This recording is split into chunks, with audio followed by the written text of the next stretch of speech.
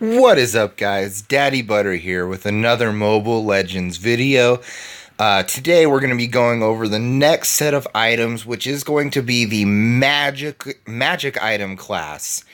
And I'm excited to do this. The last video got a few views, and so I'm really happy to be doing these for you guys. I really think they're going to help people, and to be honest, you know, that's sort of my goal, is just to help people, to get people the information that they need to feel comfortable, to feel confident.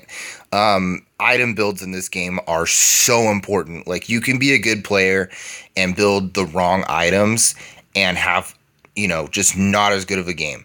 Or you could be an average player but have a better build than the other person who might be a little better than you, but your build is going to make you more effective.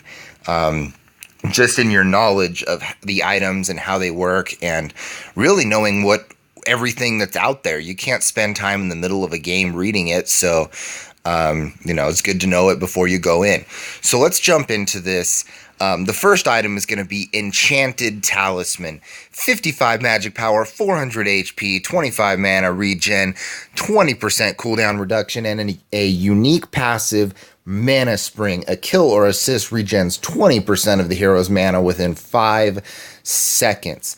This item is a must build, in my opinion. I build it every time when I'm playing a mage.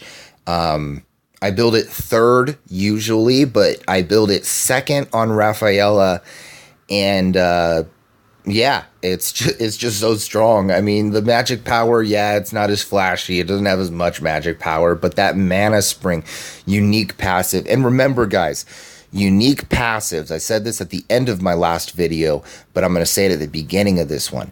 Unique passives do not stack. It means that you can't get this twice.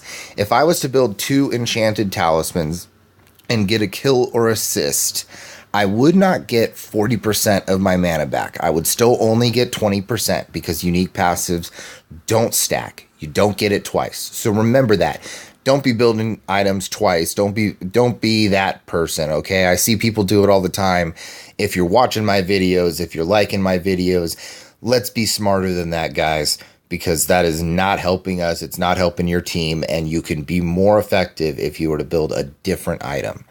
So, again, I like this item. I build it all the time, and I think it's a must-have. But if you can find a way around it, good for you. I just happen to really enjoy it. Scepter. 65 magic power, 600 mana, 15 mana regen, and no passive on this item. Now, I do build this item from time to time, mostly on Rafaela, because I just think that her mana just always has to be available. And so that 600 mana is huge. Having said that, it is a really cheap item. So if you are having mana problems with any mage, this is a great way to go, because you definitely get that sustain out of it, the mana regen and the extra mana. 65 magic power is not bad. That's a pretty decent amount of magic. So even if you build it and you sell it later in the game, it is solid and it is super cheap. You can build it early in the game and get good benefits out of it. You can build it later in the game to kind of finish off a build and make it something that you really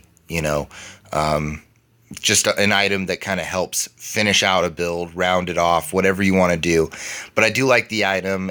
Not quite as overpowering as some other items, but still super useful. Next item, Feather of Heaven. 40 magic power, 30% attack speed. Why are we putting attack speed on mages, you think? Well, let me explain it, guys. Unique passive, Affliction. Basic attacks would deal 40% of the hero's AP as additional magic damage. That's going to make it hurt. That is going to make your auto attacks hurt. Now, I only build this on pretty much one character, but there are potentially 3 that I can see it built on. The character I build it on is Karina, because I feel like she does need some magic or some auto attack power. Sometimes I even build a little bit of AD on her, but Karina can really benefit from some attack speed and that extra damage. Now I could see you building it on Lolita as well, because she does obviously auto attack a lot. She's a little bit more of a tank, but this could be an item that you build on her in certain situations. Definitely not every game, but I could see you build it on her.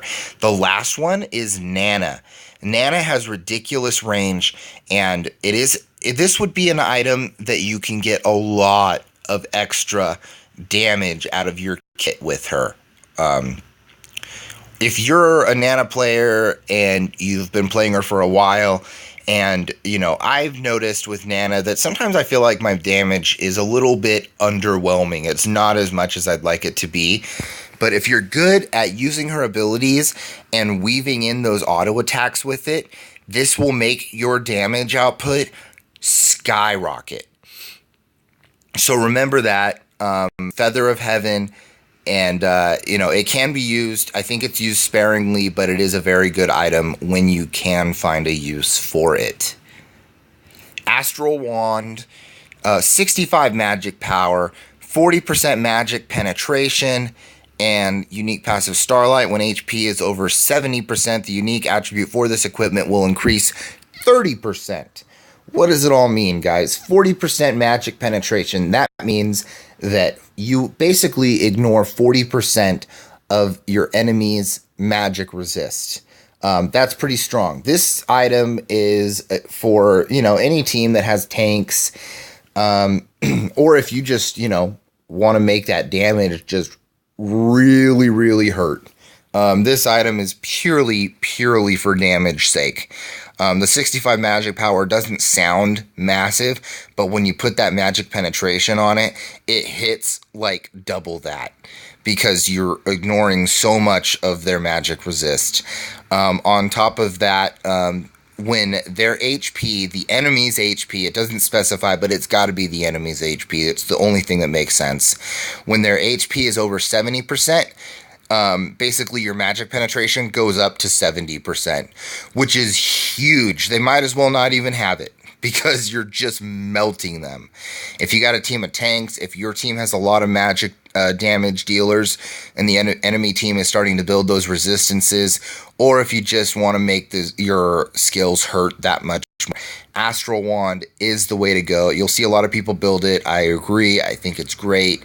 It should be something that you keep at the front of your mind when you're using a mage. Guardian Relic, 90 magic power. The first unique passive, 25% magic power. That means that basically your magic damage, your magic power stat is going to get an extra 25% boost. The next passive, Exterminate. After a skill hits a target, magic attacks will immediately increase 15%. The next skill damage will terminate this effect. This effect can last up to 3 seconds with a built-in cooldown time of 10 seconds. Wow, that's a lot. Let's break this down, okay? So after you hit someone with a skill, your magic damage will boost another 15%. That's huge. That's huge. You are now doing an extra 40% magic damage. Ouch. That is painful. The next skill will terminate this effect. Okay, so the next skill is going to make that go away. But this effect lasts up to 3 seconds. So basically you have 3 seconds to cast another skill and get that benefit. And it has a cooldown time of 10 seconds. So you can only use it every 10 seconds. I hope that makes sense, guys. It is a lot. It's very wordy, but Guardian Relic is it's a staple. You're pretty much going to build it every game on every mage, every time. There's really no exceptions. It's one of those items that you just always build. Consecrated Energy. 70 magic power, 700 HP, and the unique passive 20% spell vamp. Now, For you guys that are newer to MOBAs, spell Vamp. That means, think Vamp like vampire, okay? You basically, it's basically lifesteal on your magic damage. So when you do magic damage, you're going to get 20% of the damage you deal back as health. This item, I use it a lot to kind of, as like a last item, it kind of, you know, rounds out a build. I build it late on Rafaela because, she's got all the heals. And then if you have this and you're actually healing from your abilities too, no one's going to kill you. You're just not going to die. Now there's one character in particular that you build this every single time on. And that is going to be, God, why can't I remember heroes' names? Right here. Why can't I remember her name, guys? Let's see here. I'm so sorry. I'm stupid. Alice. You're going to build it every single time on Alice because if you've ever used her ultimate has built-in lifesteal. And that's kind of the signature part of her kit. So if you're going to be jumping in on people, you're going to be taking damage. You already have that lifesteal, and you're going to just have 20% more. It's massive, and it's a must build on her, but very, very strong, especially if you're looking for a nice last item. That extra HP is really, really handy, and it does help you get a little bit more sustain out of your team fights and stuff like that. So, next item, very simple name, we call it Frost. 75 magic power, 15 mana regen, 7% movement speed, unique passive freeze. Skills that carry that damage an enemy hero will carry a 10% slow effect. This effect lasts 3 seconds and can stack up to 3 times. Pretty straightforward, guys. I don't build this item as often as I feel like maybe I should. It does give you that extra movement speed, mana. That's all great. And you're basically just slowing people. And you can see that it lasts up to 3 seconds and can stack up to 3 times. If you are playing a character that can kind of, spam their abilities, someone like Nana with her boomerang, this could be really, really useful because you just keep throwing that boomerang, throw it after you have some cooldown reduction. And every single person you hit is going to get slowed. And if you hit them again within 3 seconds, that slow is now 20%. And then you hit them again, now it's 30%. They're much slower. Nana, I feel like, is great utility like that. So it just opens up opportunities for your team to make plays. Again, I don't build it as often as I should, but if I was going to build it, I would build it on a mage that is like that. Someone that has really low cooldowns and that can really get the most out of that stacking effect on this item. Next item, Flame of Fury. 75 magic power, 5% movement speed, 25% magic 25 magic damage reduction. So let's go over that really quick before we jump into the passive. Magic damage reduction. Basically, you're just taking less magic damage. This is an item that's stronger kind of early on. Because it's flat damage reduction. It doesn't mean that you get 25 magic resist. It's not 25%. That would be huge. It just means that basically 25 damage out of each magic ability that hits you is going to be taken away. It's not a massive amount. It's really only effective earlier in the game, but it is something to have. The unique passive Scorch. Abilities will burn the target for 3 seconds, dealing 6% of the difference between target's current HP and one's own HP as magic damage each second. Alright, so you hit someone with an ability, and for 3 seconds, they're going to take 6%. So let's kind of put this in terms that are kind of easy to understand. Okay, so if you have 1,000 health more than your enemy, and you hit them with an ability, okay? After the ability, they have 1,000 less health than you. For 3 seconds, they're going to take another 60 damage every second. Each second, yes. So they're basically going to take an extra 180 damage. Now, it doesn't sound like a lot, but when you're just laying on that damage, it really does add up. If you have abilities that can hit more than one person at a time, you know, this does add up, and it can make it very, very painful to get hit by your abilities. On top of that, decent magic power, extra movement speed, always nice to have. I don't build this item hardly at all. Not to say it's a bad item, I just feel like maybe there are better items in the game, so I don't build it as often. But I do see people building it. I won't discredit it. It is a useful item, but I feel that there are better items that can maybe take the place of that item slot that you might want to be using this item. Next item, Calamity Scythe. This is an interesting one, so you guys, if you have any questions, hopefully I answer them here. 70 magic power, 400 mana, 10% cooldown reduction, unique passive, Calamity. After using an ability, the next basic attack will carry an extra 150% magic damage. This effect has a 2-second cooldown. Alright, so if I am, let's put it in terms of the most commonly used character for this, which is going to be Karina. If I'm Karina and I have 200 magic power, okay, and I use an ability and then I use a basic attack, that basic attack will have an extra 300 magic damage because it's 150%. 150% of 200 is 300. So I do an extra 300 damage just with my next auto attack, and I can do that every 2 seconds.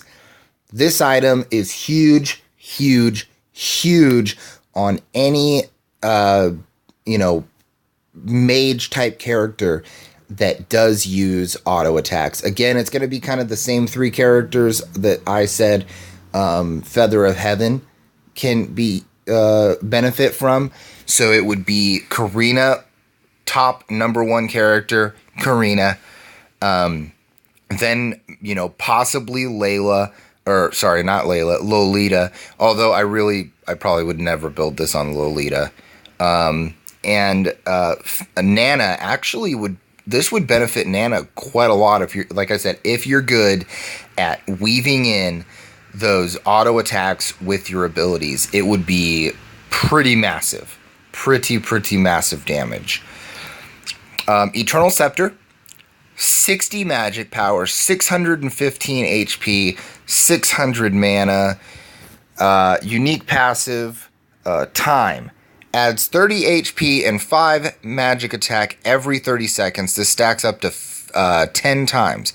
Okay, so this item, you're going to get 60 magic power and 615 HP. And every 30 seconds, you're going to get an extra 30 HP, and 5 magic attack. And that's going to happen 10 times. So 30 times 10 is 300, and 5 times 10 is 50. So after 5 minutes of having this item now has 110 magic power and 900 HP. That is huge. This is why I build this item first every single time. That and one of the items that it starts with does give you extra HP and mana every time you level up. And that should be the very first thing you build on any mage. I don't care who you're playing. Every time, if they're a magic damage dealer, build this item first. It is going to be huge. It is the best item first on any mage in the game, hands down. And you heard it from me. Okay, so this item basically just gets bigger and bigger as it goes. Well, what happens when that 5 minutes is up, guys? Reincarnate. If time is fully stacked, then the hero will receive 5% magic attack and 300 mana. That is huge. So after that, you're just going to get an extra 5% magic attack and 300 mana. So now, instead of 600 mana, you have 900 mana, and it gives you an extra 5%. And I've got to be honest, I don't know how it does that extra 5% magic attack. But either way, this is what we call a scaling item. As the game goes, this item scales harder and harder. This item just gets so strong. It is a must build. I'm telling you guys, you have to have this item every game. Blood Wings is our next item. Big item, 3,000 gold. It is expensive. It's not an early game item. This is like, 4th, 5th, 6th item kind of build. 150 magic power, unique passive Covenant, adds 2 HP for every 1 point of magic power added. And I believe that takes into account all of your magic power. So if you have 600 magic power, you're going to get 1,200 HP out of this item. I do believe that's how it works. Correct me if I'm wrong in the comments, but I'm pretty sure that's what happens. Pretty straightforward item, guys. Big item. 150 magic power, speaks for itself. And the final item, I love this item. We saved not the best for last, but pretty darn good for last. 70 magic power, 15 mana regen, and 20% cooldown reduction. Unique passive Time Stream. After killing an enemy hero, immediately reduce cooldown time for all abilities 30%. If you are just killing people left and right, there's no cooldown for this passive, you guys. If you get a kill, 30% of your cooldowns. That includes an ultimate. So if you kill 2 people and you have a bunch of cooldown reduction, you basically have your ultimate again. This item is so strong. I build it every game on every mage every time. This is usually a 3rd item for me, something like that, around item number 2 or 3, and it is awesome. I love it. I build it every time. That passive there, get a kill, get your abilities back, kill another person, get your abilities back. It's disgusting. And when you start lacing together double kills, triple kills, you're kind of a one-man army. So, I build it every game. Anyways, guys, that is going to do it for all the magic items. I hope this was helpful. I really hope that I've made some things more clear to you guys. Anything else you'd like to see, leave it in the comments. I am here to help you. That is the main goal of this channel. I want to entertain you, but I want to help you. So let me know if there's anything you need help with. My name is Daddy Butter. You guys have a great day.